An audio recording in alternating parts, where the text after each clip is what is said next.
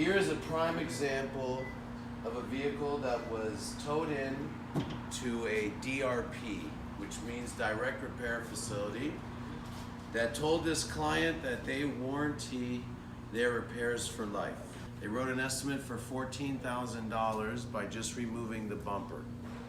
The client felt uncomfortable and brought the car to us. All the body shop had to do was remove an air box that sits right here to show all the damage that we've pointed out over here.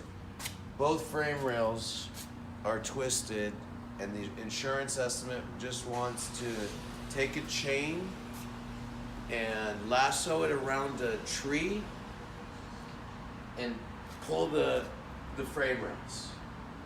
If you look at the hood, look at the gaps.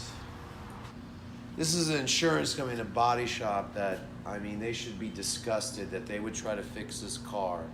It'll never be right and put someone behind the vehicle just to make a quick buck.